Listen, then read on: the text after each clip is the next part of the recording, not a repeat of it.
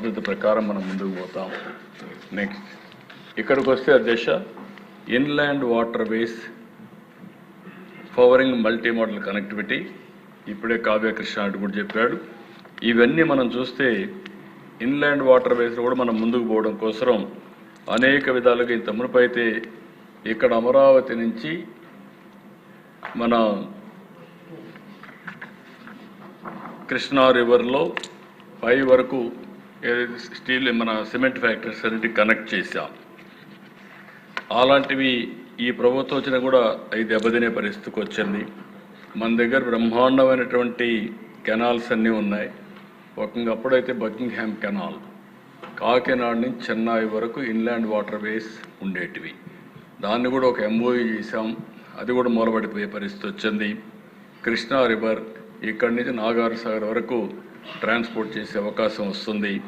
ఇంకో పక్క గోదావరి రివర్, ఇటీవల మహారాష్ట్ర సీఎం అయితే గోదావరి నుంచి నాసిక్ నుంచి ఈ గూడ్స్ అని కాకినాడ తీసుకొస్తే బాగుంటుందని ఆలోచించే పరిస్థితికి వచ్చారు.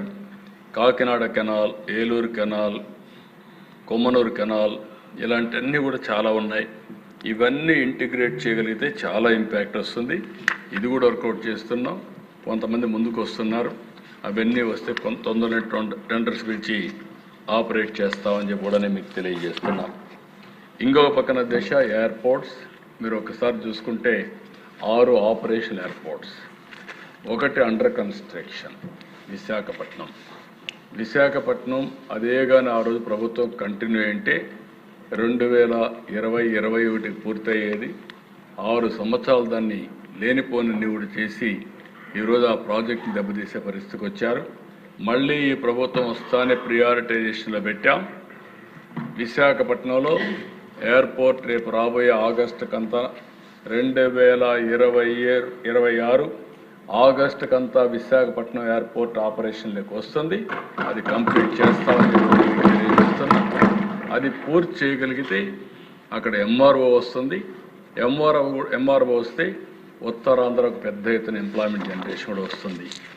అదే సమయంలో దేశ ఈ ప్రాజెక్ట్స్ అన్ని మీరు చూసినప్పుడు చాలా వరకు ఇటీవల కాలంలో అయితే ఇప్పుడు ఈ ప్రభుత్వం వస్తానే వాళ్ళు ఉన్నప్పుడు మొత్తం తగ్గిపోయే పరిస్థితికి వచ్చింది.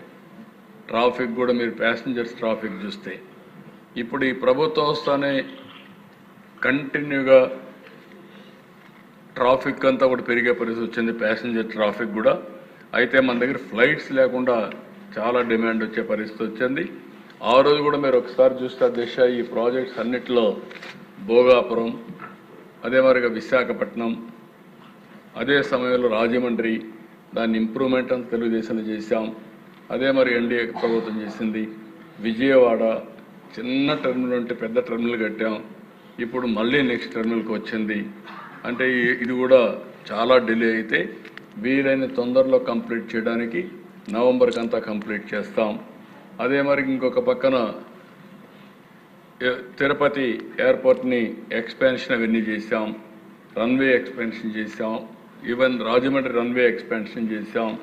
అదే మరి కడప కొత్త టర్మినల్ వస్తూ ఉంది, అక్కడ కూడా రన్వే ఎక్స్పాండ్ చేశాం. ఓర్వకల్లో ఒక ఎయిర్పోర్ట్ తీసుకొచ్చాం. ఇప్పుడు కుప్పం, దగదర్తి, ఒంగోలు, భవిష్యత్తులో తుని, అన్నవరం మధ్యలో, అదే మరి శ్రీకాకుళం కూడా మూలపేట ప్రాంతంలో ఒక ఎయిర్పోర్ట్ వస్తే బాగుంటుంది అనుకుంటున్నాం. ఎవ్రీ 1 అవర్కి ఒక ఎయిర్పోర్ట్ రావాలని, ఇవన్నీ ఆపరేషనల్ ఎయిర్పోర్ట్స్గా ఉండాలని చెప్పి ఆలోచనతో ముందుకు పోతున్నామని చెప్పి కూడా నేను మీకు తెలియజేస్తున్నా. ఇంకొక పక్క అధ్యక్ష, నేను ముందే చెప్పాను, లాజిస్టిక్స్ విత్ ఎయిర్ హౌస్ ఇవన్నీ కూడా 3.4 MMT వేర్ హౌసింగ్ కెపాసిటీ ఉంది. దీన్ని కూడా మీరు ఒకసారి చూస్తే 5 MMLPS ఉన్నాయి. ఇంకొక పక్క 3 గ్యాస్ పైప్ లైన్స్ ఉన్నాయి. 276 కోల్డ్ స్టోరేజెస్ ఉన్నాయి. ఇది కూడా మ్యాపింగ్ చేస్తున్నాయి. Annual cargo handle of all our ports అయితే 183 MMTPA. Warehousing capacity from SWC, CWC, AMC combined 3.4 MMT. చాలా మిస్ మ్యాచెస్ ఉన్నాయి. ఇవన్నీ కూడా ఇంకా ఎస్టాబ్లిష్ చేస్తున్నాం. తొందరలోనే కోల్డ్ స్టోరేజ్ ఎన్ని కావాలి, వేర్ హౌసింగ్ ఎన్ని కావాలి, అదే మరిగా మల్టీ మోడల్ లాజిస్టిక్స్ పార్క్స్ ఎక్కడెక్కడ రావాలి, ఇవన్నీ కూడా వర్కౌట్ చేసి ఒక బ్లూ ప్రింట్ వేసుకొని ప్రాధాన్యత క్రమంలో లాజిస్టిక్స్ ప్రొవైడ్ చేయడానికి ముందుకు పోతామని చెప్పి కూడా నేను మీకు తెలియజేస్తున్నాను. అదే సమయంలో అధ్యక్ష ఇక్కడికి వచ్చినప్పుడు ఏపీ లాజిస్టిక్స్ ఇన్ఫ్రాస్ట్రక్చర్ కార్పొరేషన్ కూడా క్రియేట్ చేస్తున్నాం. దీనివల్ల